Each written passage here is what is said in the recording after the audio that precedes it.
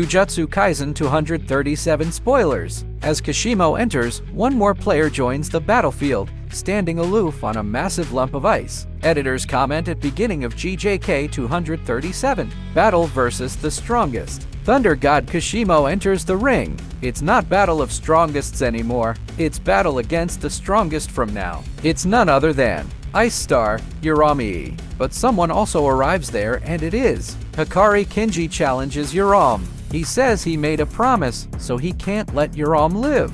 Hikari opens his domain and Uram activates ice formation against him. Even though Hikari's domain captured Urawame in it, the boulder of ice continued to fall. It suddenly evaporates and Kashimo notices that all that was to deliver something to Sukuna. And that is, it's the cursed weapon which Yorozu constructed in exchange for a binding vow of death. Cursed tool Kamutoke. Sukuna launches an electric attack on Kashimo with his cursed weapon and says good old times. But coincidentally, Kashimo's cursed energy has made him resistant to electricity. Kashimo then questions Sukuna, "Did you become the strongest? Or were you born as the strongest?" Sukuna replies that he doesn't know cause he was an unwanted child. Kashimo asks how did Sukuna interact with others without knowing weakness? Or how did he show affection or mercy? Cause Kashimo says he couldn't do so. He saw all other humans as pieces of dirt. Kashimo asks Sukuna to teach him if strength is to be alone and find a place to properly show your powers.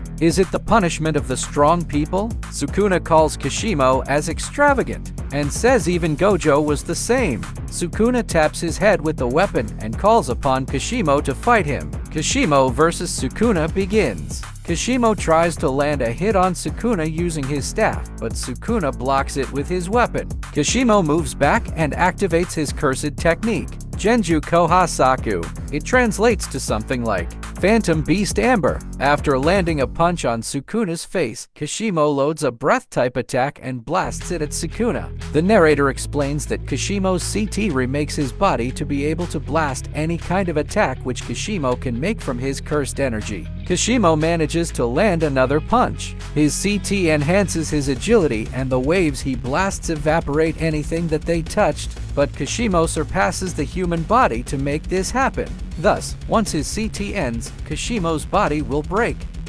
The narrator then begins explaining that Sukuna had a method of reviving his original body only once without using RT, but Sukuna had intentionally halted it. The narrator says, the transformation of reincarnation has been restarted. Editors comment at the end of JJK 237, manifestation of true form. Like and subscribe for more spoilers.